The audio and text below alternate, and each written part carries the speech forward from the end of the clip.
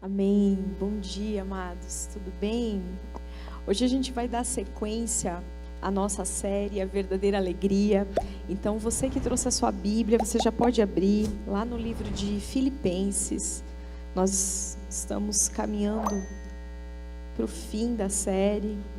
A gente já está no último capítulo, capítulo 4.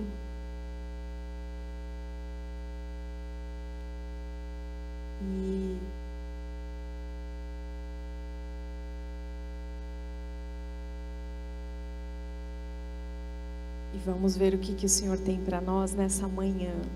Você está com teu coração aí pronto para receber a sementinha da palavra de Deus? A semente é boa, a semente é sempre boa. O que muda é a terra, não é verdade? É o nosso coração que a gente precisa preparar para receber a palavra do Senhor. Vamos ler então. Você pode se colocar de pé, por gentileza, amados? Nós vamos ler do versículo Filipenses 4, do versículo 2 até ao 7, tá? Eu vou ler na versão NVT. E aí, se você que não trouxe a tua Bíblia, você pode acompanhar com a gente no telão, tá bom? A pastora Ju, semana passada, terminou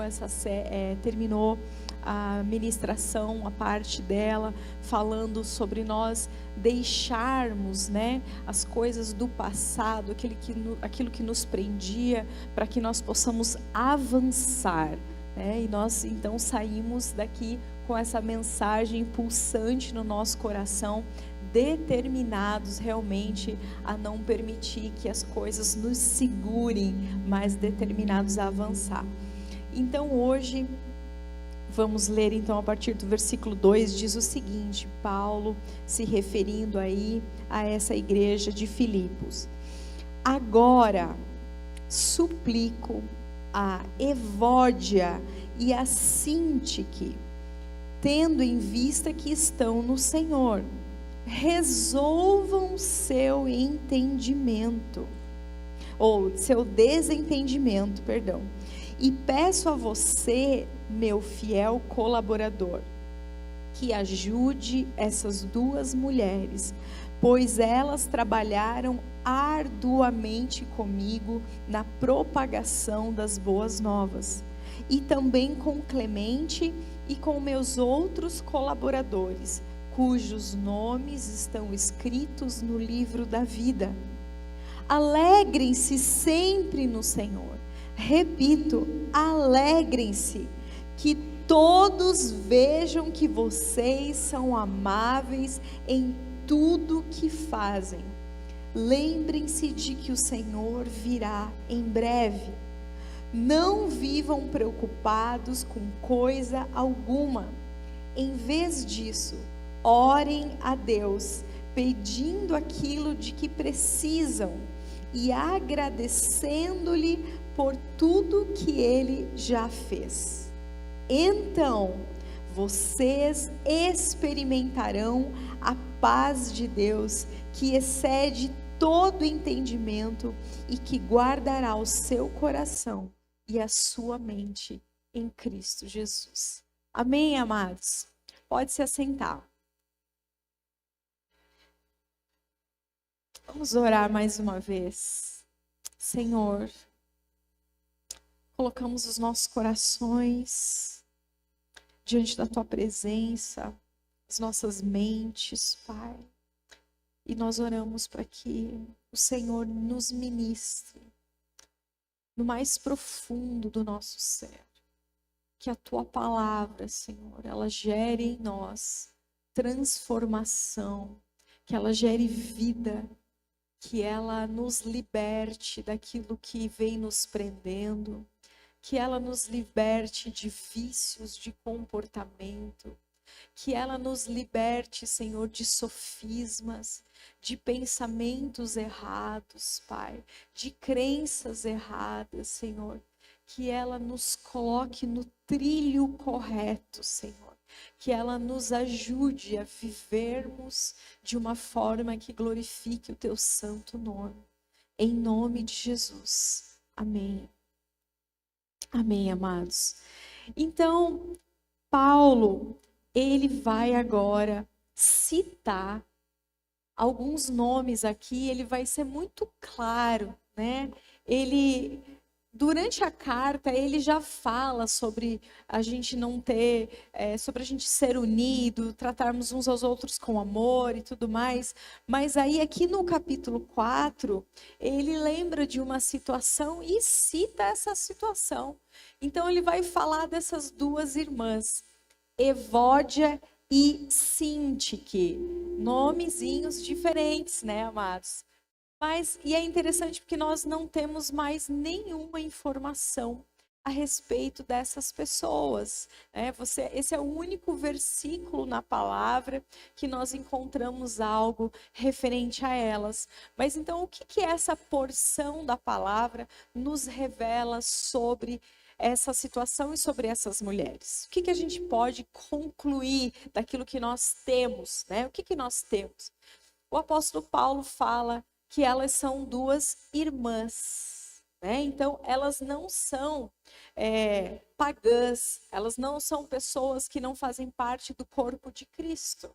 Não, elas são irmãs, né? Então, são pessoas que conheceram ao Senhor, ok? Isso está claro para a gente. Outra coisa que fica claro para a gente, elas não são pessoas que eram só frequentadoras de reuniões, curiosas, né? Ou, assim, pessoas que estão ali ainda decidindo se elas vão seguir esse caminho ou não. Não, a palavra fala que elas são duas trabalhadoras. Elas trabalharam arduamente com ele na propagação do evangelho. E não era simples, né, queridos? Esse início da igreja no primeiro século, esse desbravar, né? Hoje, quando a gente fala para alguém, eu sou cristão, eu pertenço a uma igreja que é uma bênção, você precisa conhecer. Lá nós estudamos a respeito da palavra de Deus, lá nós falamos a respeito de Jesus. Isso tudo é muito conhecido no nosso meio, no nosso país, né? As pessoas aqui, todo mundo já ouviu alguma vez a respeito de Jesus. As pessoas sabem o que é uma igreja, as pessoas sabem o que é uma Bíblia, mas não era assim no primeiro século. Não era assim, né? Então, era um trabalho realmente de desbravar. E essas duas mulheres, elas pegaram firme com o apóstolo Paulo. Elas ali ajudaram ele a abrir picada, né, meus amados? Não foi fácil. E o que mais que nós sabemos a respeito delas? Que elas tiveram um desentendimento, né? Então, sabe, queridos, eu acho tão incrível isso quando leio essas coisas na Bíblia, porque uma das características que atesta a veracidade das escrituras sagradas, né, que diz, não, isso aqui realmente é verdadeiro, é que não há nenhuma tentativa de encobrir as partes feias das narrativas. Quando você lê a palavra, não, você vai perceber que não há qualquer esforço de se esconder os episódios nos relatos, nas histórias de todos os personagens, os episódios que envolvem discussões, ofensas, brigas, pecados. Não há. De Gênesis a Apocalipse, nós lemos a respeito de brigas feias entre irmãos, entre pais e filhos, filhos e pais. Nós lemos que há filhos preferidos, amigos preferidos. Nós lemos relatos envolvendo inveja, ciúmes, traições, adultérios e também sobre desentendimentos entre companheiros de ministério. E isso é fantástico, sabe por quê? Porque essa é a vida real de gente de verdade. E isso é mais uma prova para nós de que a Bíblia fala de situações de verdade que aconteceram com pessoas de verdade. Isso é maravilhoso. Sabe, amados, nós estamos aqui então diante de duas companheiras de ministério que tiveram desentendimento. E essa situação, ela não é nova para o apóstolo Paulo. Ele mesmo teve alguns desentendimentos, né? Teve um episódio que ele vai ali censurar o apóstolo Pedro, porque ele estava agindo de forma dissimulada, né? Ele não estava sendo muito honesto, porque quando ele estava com gentios, ele estava se comportando como um gentio, comendo com os gentios. De repente, quando chega alguns irmãos que eram judeus e que mantinham as tradições do judaísmo, ele foi se afastando para não mostrar para eles que ele estava comendo com os gentios, porque os judeus não comiam com os gentios. E aí Pedrão, né, deu uma de dissimulado, meio... Ontem nós falamos sobre crente camaleão, né, que ele se comporta de uma forma conforme o ambiente em que ele está. E o apóstolo Paulo censurou ele, né? Repreendeu, falou: isso não está certo, o que é isso? Né? E foi muito bom isso, foi bom. Né? A gente vê que Pedro não permaneceu nessa atitude. Né? O apóstolo Pedro avançou muito, foi considerado como coluna da igreja de Jerusalém. Então, esse foi um episódio que o apóstolo Paulo passou com um outro grande homem de Deus. E ele também teve um outro desentendimento em Atos, capítulo 15. Você vai ler que o apóstolo Paulo tem uma grande discussão com Barnabé. Por quê? Porque eles fizeram a primeira viagem missionária deles, passaram por vários locais, plantaram igrejas, animaram a fé de tantas pessoas, mas junto com eles estava João Marcos, primo de Barnabé. E teve um momento da viagem que João Marcos resolveu amarelar e ele os abandonou.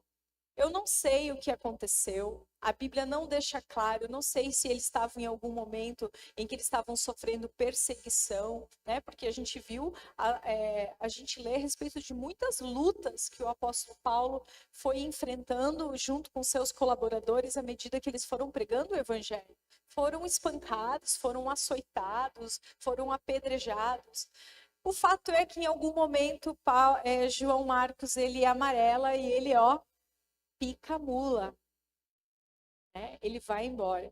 E aí Paulo e Barnabé pensam: vamos retornar, vamos passar novamente por aquelas cidades e vamos reanimar o ânimo dos irmãos, vamos fortalecer a sua fé, vamos ver como eles estão. E aí Barnabé: ótima ideia, vou ligar pro João Marcos. E aí Paulo falou: não, ele não vai junto. Não, aquele traíra lá que abandonou a gente? Não, não vai não. E Barnabé: não, ele vai, ele está arrependido. E Paulo: não, ele não vai, não, ele vai. Paulo: comigo ele não vai, então ele vai comigo. Então vai você com ele que eu vou com outro. E foi isso que aconteceu. Barnabé seguiu viagem com João Marcos e Paulo escolheu Silas para seguir com ele. Quem estava certo? Eu estava lendo um pouquinho a respeito disso, né? Tem opinião para tudo. Tem alguns que dizem: não, Paulo estava certo, porque provavelmente envolvia algum risco nisso de trazer João Marcos junto. Ele não mostrou que ele era digno de confiança. E aí outros dizem assim: ah, não, eu acho que Paulo foi duro demais, eu acho que Barnabé estava certo em dar uma segunda chance, enfim. Nós não sabemos todas as circunstâncias, todos os detalhes, mas a gente sabe que isso aconteceu. E a gente sabe também que, ainda bem que João Marcos, ele mudou realmente. Ele se mostrou depois uma pessoa digna de confiança. Ele foi restaurado ao ministério, tanto que a gente lê depois lá em Timóteo, 2 Timóteo 4:11, no final já da carreira do ministério do apóstolo Paulo, ele escreve e diz assim: quando vieres, Timóteo, traz Marcos contigo, porque ele me será útil no meu ministério. Que bênção! resolveram as diferenças, né? Foi resolvido. Por que eu estou contando isso para vocês? Porque quando Paulo escreve essa carta a Filipenses e fala, olha, tem duas irmãs aí que tiveram desentendimento, ele sabe o que é isso. Ele está falando a partir de um lugar de conhecimento. Ele tem conhecimento de causa a respeito de desentendimento entre ministros do Evangelho. E porque ele tinha passado por várias situações, ele poderia falar e ele poderia nos dar algumas dicas. A primeira dica que ele dá, e que a gente pode aprender muito aqui, amados, é a seguinte. Ele diz, peço a você, meu fiel colaborador, que ajude essas duas mulheres. O que ele nos ensina aqui, amados, é que muitas vezes nós vamos precisar envolver uma terceira pessoa para mediar a reconciliação, né? Então, às vezes, acontecem desentendimentos, que um tem um ponto de vista, o outro tem outro, senta, conversa, discute, ninguém chega a lugar nenhum, e aí não se consegue resolver. E Paulo está pedindo para alguém aqui intervir. E eu acredito que ele mesmo faria esse meio de campo se ele não estivesse preso. Então, uma coisa importante que nós devemos aprender aqui com esse trecho da palavra, amados, não nos conformemos com os desentendimentos. E tipo assim, é assim mesmo, cada um vai para um lado e acabou. Não, amados. Se for preciso, chame uma terceira pessoa. Alguém que vai ter uma perspectiva diferente, alguém que vai ter um olhar diferente, alguém neutro, né? Que não vai puxar sardinha nem para um lado nem para um outro. E o fato de se fazer isso demonstra-se que você realmente tem a intenção no seu coração de haver uma reconciliação, né? De voltar a estar unido com aquela pessoa, de fazer as pazes. E nós precisamos aprender a fazer isso. Nós precisamos aprender a resolver as nossas diferenças, a resolver os desentendimentos. E isso é uma coisa que a gente é muito ruim. Nós somos muito ruins nisso, amados. Eu falo por mim, eu tive que aprender isso. Eu sempre conto, né? Eu tive que aprender, porque a gente veio de um contexto, de um costume, né? Que quando se brigava em casa, ou pai com mãe, ou mãe com filho, entre irmãs, a gente ficava de birra, né? A gente emburrava e a gente ficava emburrado um dia, às vezes 2 dias, até que a gente não aguentava mais aquele clima horrível e a gente começava a se falar de novo como se nada tivesse acontecido. Mas a gente não resolvia. A gente nunca sentava para resolver. A gente não olhava no olho e falava, aquilo que você falou me feriu. Me fala por que você ficou tão chateado, né? E cada um se responsabilizar pela sua parcela de culpa na desavença. Então nós precisamos aprender a fazer isso, porque é assim que a gente amadurece na solução de conflitos, amados, porque o Senhor nos fez seres sociáveis. Nós não fomos criados para vivermos isoladamente. Então nós precisamos aprender a nos relacionarmos. E ao nos relacionar, a gente vai perceber que vai sair umas farpas, né? Nós temos históricos diferentes, criações diferentes, pensamentos diferentes. A gente vai pensar diferente em muita coisa. E isso é bênção, sabe? Porque a gente vê o Senhor nisso, nessa pluralidade de criatividade, de pontos de vista, de formas diferentes de resolver coisas. Mas muitas vezes o orgulho vai falar um pouquinho mais alto, a gente vai querer fazer do nosso jeito, né? E às vezes a gente não vai querer ceder, e é juntos que a gente vai aprendendo a viver, a conviver. Ora cedendo, ora defendendo o seu ponto de vista, ora aprendendo a ser um pouco mais firme, porque tem aquela pessoa que ela cede sempre, né? E aí o outro nunca aprende a ceder. Então, às vezes a gente tem que aprender a ceder, às vezes a gente tem que aprender a se posicionar. O fato é que esse trecho da palavra está nos ensinando a resolver os nossos desentendimentos. E, se for preciso, buscarmos uma terceira pessoa. Amém? Legal. E o que é interessante da gente perceber aqui também é que muitas vezes a gente vai presenciar ou ouvir falar de alguma rixa entre irmãos, de algum desentendimento, de alguma situação que não acabou legal. E aí, como que a gente vai reagir a isso? Com certeza você já passou por essa situação mais de uma vez, né? Quando você ficou sabendo a respeito de um desentendimento, o que você sentiu? Você ficou triste? Você ficou preocupado? Você tentou ajudar? Ou você foi espalhar a má notícia? Qual que é a tua reação quando você está diante de algo assim? A gente percebe que o apóstolo Paulo, ele está preso, mas ele está preocupado com essas duas irmãs. Veja só, ele tinha tanta coisa para pensar, tantas igrejas que ele podia se preocupar, e ele está preocupado com essas duas irmãs que se esforçaram tanto, mas que estão nessa situação.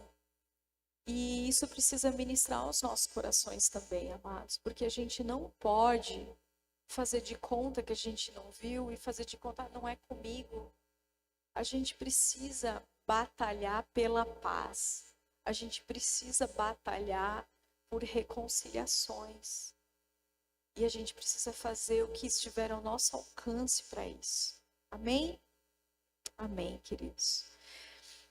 E o que eu achei interessante também nesse texto, fui pensando um pouquinho no coração do apóstolo Paulo, o Senhor me lembrou de um texto de Provérbios 17:9, que diz o seguinte: quem encobre a transgressão fortalece a amizade, mas o que insiste no assunto separa os maiores amigos. Pode deixar no telão por enquanto.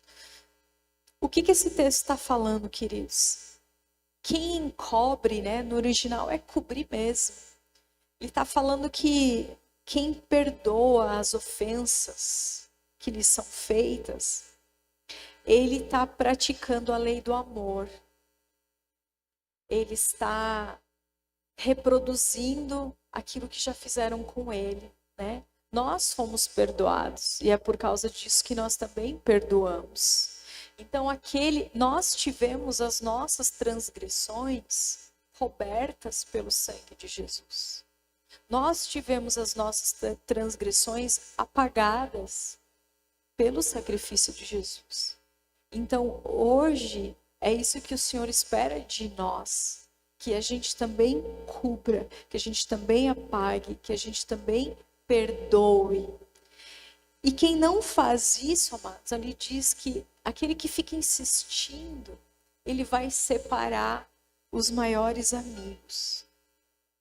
Aquele que fica insistindo, amados, é aquela pessoa que ela fica espalhando, né? Ai, você não sabe o que fizeram comigo. Você não acredita o que fulano fez. Olha o que eu passei. E sabe que esse hábito de ficar espalhando a transgressão que fizeram contra você, que você já deveria ter perdoado por conta do amor, por você estar em Cristo e ter desfrutado do perdão de Cristo, esse hábito, ele começa a virar uma maledicência. E sabe, amados, que a maledicência, ela pode até ter verdade nela.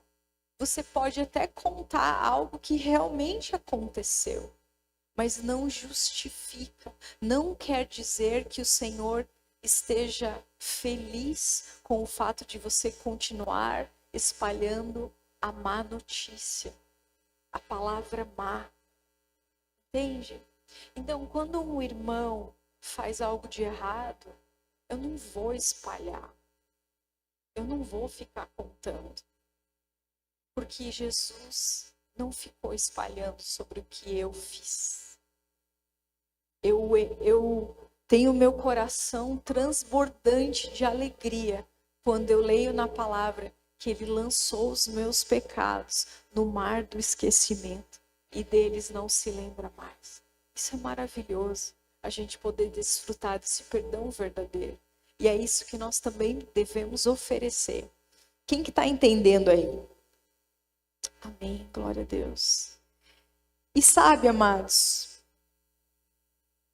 Paulo, ele vai dizer assim para elas, que elas resolvam, né? Na Ara diz assim, que elas pensem concordemente. Na NAA fala que elas tenham o mesmo modo de pensar. Na NBV fala que elas vivam em harmonia. E na NTLH diz que elas procurem viver bem uma com a outra, como irmãs na fé. Esse é o que nós devemos fazer, nós devemos nos esforçar para vivermos em harmonia. Eu não estou dizendo que a gente precisa começar a agir de forma dissimulada, né? Sorriso de falciane. Não é isso. Não é isso. Né? Pelo contrário, não. Mas nós precisamos pensar naquilo que é mais relevante, aquilo que é mais importante. Nós temos as nossas diferenças, nós pensamos algumas coisas de forma não nada parecido, mas aquilo que nos une é muito mais forte. O sangue do Cordeiro. E nós precisamos nos esforçar, amados, para que quando as pessoas de fora, para que quando elas olhem para nós, o que elas veem em nós não é um bando de robôs, o que elas veem em nós é um povo que se respeita, um povo que se importa um com o outro, um povo que às vezes a gente ganha, às vezes a gente perde, às vezes a gente sofre o dano, né? A palavra diz que às vezes a gente deve preferir sofrer o dano para que o nome de Cristo não seja profanado, para que o evangelho não seja tripudiado aí fora, né? Para que as pessoas não falem mal, porque como é triste a gente ouvir comentários tipo, nossa, aqueles lá são crentes, mas vivem se matando, né? Por quê? Porque realmente não convém. Você dizer que você é um seguidor de Cristo, que você é um cristinho, né? Cristão significa pequeno Cristo. Não convém. Se você é uma pessoa briguenta, uma pessoa que vive envolvido em discussões, em rixas, não convém, não combina, porque Jesus não era uma pessoa briguenta, Jesus era manso. Não combina com a gente, porque Jesus não era reativo. Quando a pessoa fazia alguma coisa, ele não reagia na hora com raiva. Não. Ele não era assim. Ele era manso. Então, isso é que combina com o povo de Deus. Amém? A mansidão. Que mais, amados? Nós estamos falando aqui que nós precisamos, então, buscar a paz uns com os outros, resolver os nossos desentendimentos, porque parece que essa rixa entre essas duas irmãs estava gerando uma tristeza na comunidade, porque o apóstolo Paulo vai começar a falar para eles se alegrarem. Não é interessante isso? Eles dizem, se alegrem. Veja lá, vamos ler, se alegrem. Alegrem-se no Senhor. Por quê? No versículo 4.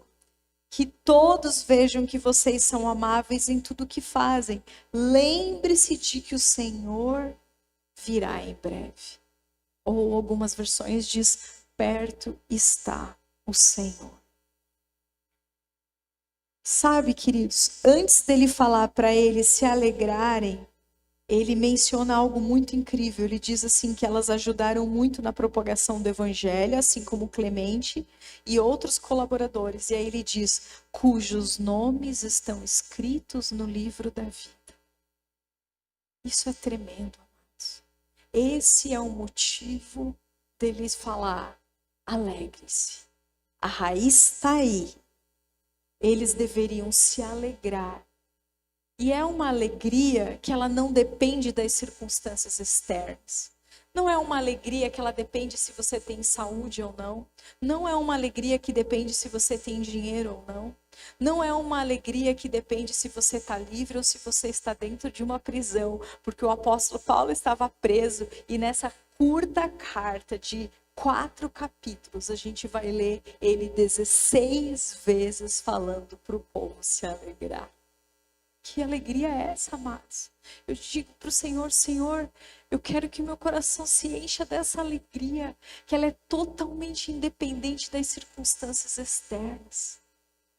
Aí eu fiquei pensando nisso, de ter o nosso nome escrito no livro da vida, amados. Tem vários textos na palavra falando sobre isso. Eu quero ler o texto de Apocalipse com vocês. Apocalipse 21, do 9 ao 11, diz o seguinte. Um dos 7 anjos que tinham as 7 taças cheias das últimas 7 pragas aproximou-se e me disse, venha, eu lhe mostrarei a noiva, a esposa do Cordeiro. Ele me levou no espírito a um grande alto monte, mostrou-me a cidade santa, Jerusalém, que descia do céu da parte de Deus. Ela resplandecia com a glória de Deus e o seu brilho era como a de uma joia muito preciosa, como jaspe, clara como cristal. Agora preste atenção que nós vamos pular para o versículo 27. Nela jamais entrará algo impuro, nem ninguém que pratique o que é vergonhoso ou enganoso, mas unicamente aqueles cujos nomes estão escritos no livro da vida do Cordeiro. Amados, sabe o que é você viver essa vida com a certeza de que o seu nome está escrito no lugar mais importante do universo? Ele está escrito no livro da vida. Sabe, amados, a gente pode ter o nosso nome em certificados e diplomas importantes, mas a única coisa que atesta que nós somos filhos de Deus é o nosso nome no livro da vida.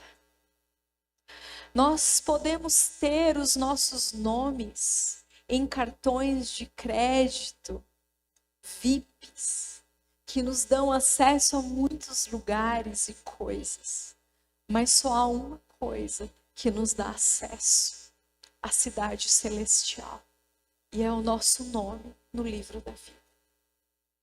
Nós podemos ter os nossos nomes registrados em escrituras de propriedades caríssimas, mas somente o nosso nome no livro da vida nos fará moradores da Jerusalém celestial. E isso precisa encher o nosso coração de alegria.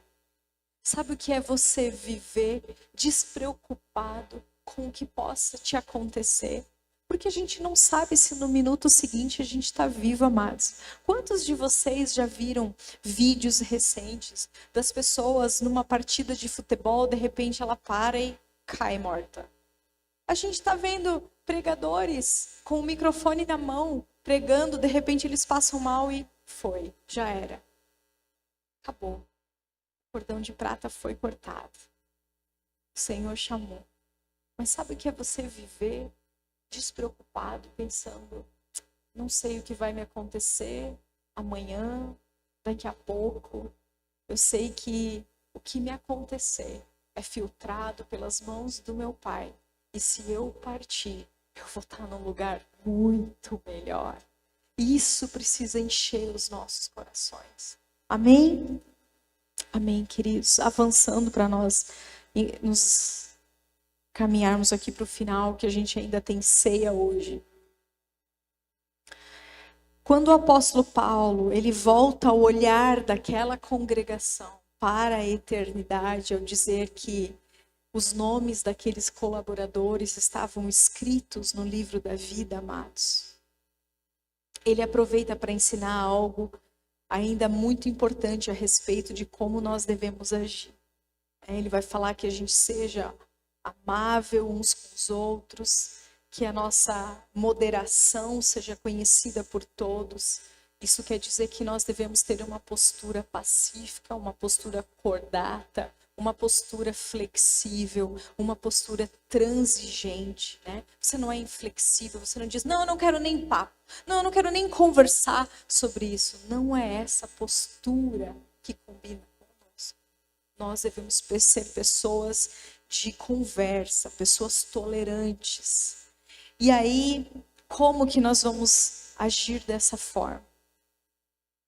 Por que que nós vamos agir dessa forma? Porque o Senhor em breve virá. Porque o Senhor está perto. Eu fiquei a semana toda ouvindo uma música da Misty Edwards, que ela diz assim: quando tudo tiver sido dito, quando tudo tiver sido feito, quando a corrida tiver terminado, tudo se resumirá ao amor. Ele não perguntará sobre o nosso ministério e nem sobre o nosso dinheiro. Ele nos perguntará: você aprendeu a amar? Você aprendeu a amar? Porque a gente não nasce sabendo, amados. Quando a gente nasce de novo em Cristo, nós começamos a aprender. E nós devemos partir daqui, tendo isso como nosso alvo. Senhor, me ajuda a amar. Me ajuda a amar mais. Me ajuda a amar o que é tão diferente de mim. Me ajuda a amar aquele que me testa na minha paciência. Me ajuda a amar aquele que não faz aquilo que às vezes eu aconselho. Me ajuda a amar aquele que me persegue. Me ajuda a amar aquele Senhor que eu sei que Ele não vai com a minha cara, eu não sei porquê, mas me ajuda a amar. Me ajuda a amar.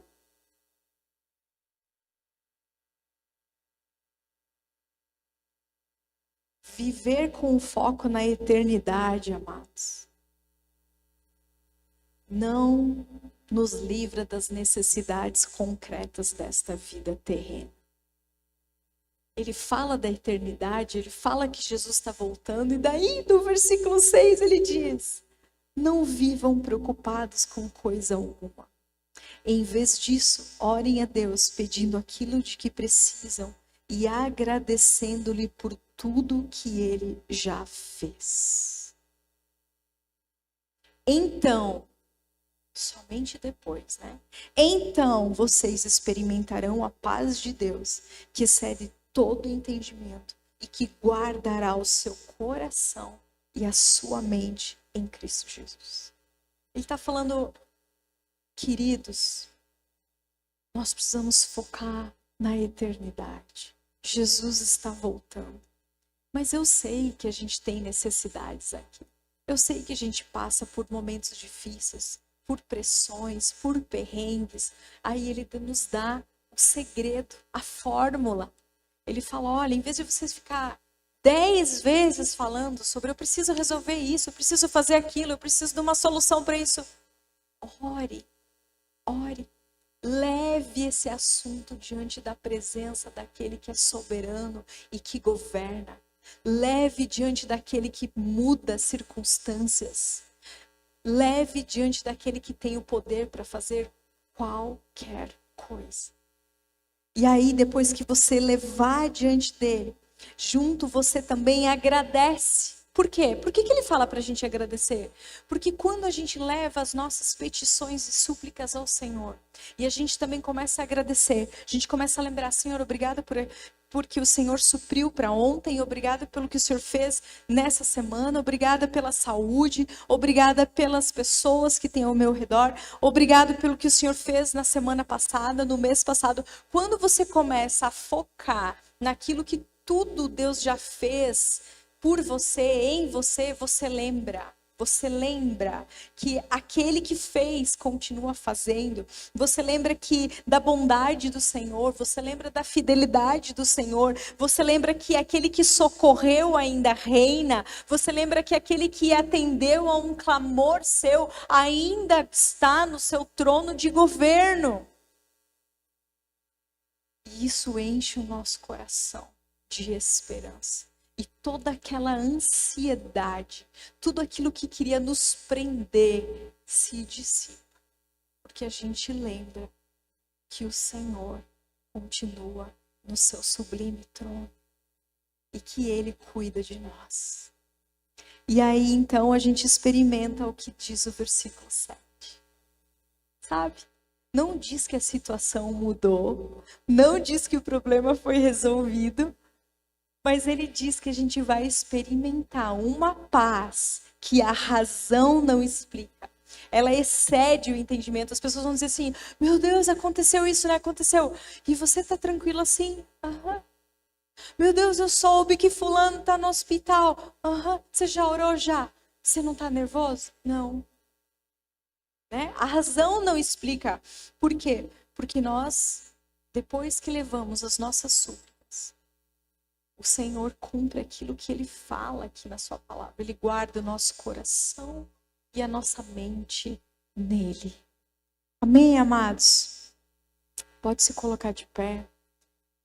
Nós vamos orar a respeito disso. O pastor Edu já vai subir para fazer a ceia.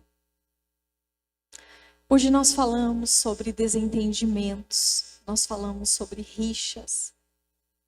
E é um dia de ceia, né? Então, que você possa ser conduzido pelo Espírito Santo a fazer aquilo que você precisa.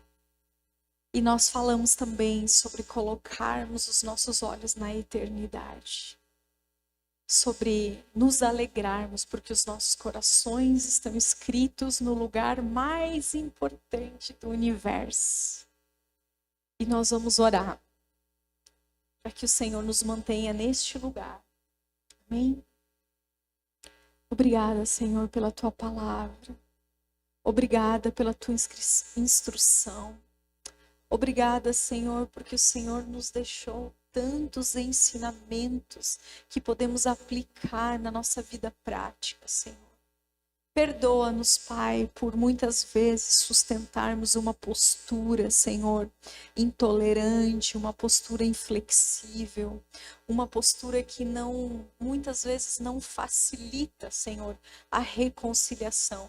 Nós não queremos mais ser assim.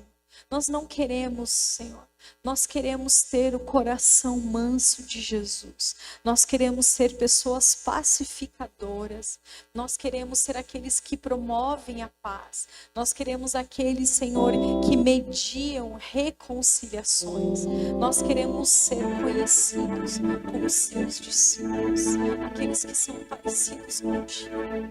E nós queremos encher o nosso coração de alegria, porque um dia, Senhor, o Senhor cobriu todas as nossas transgressões, o Senhor pagou e cobriu todos os nossos pecados, e o Senhor escreveu os nossos nomes no lugar mais importante, Senhor, aquele que garante a nossa entrada, porque sim, Senhor, o Senhor veio, sofreu, foi crucificado, ressuscitou, ascendeu aos céus e o Senhor voltará.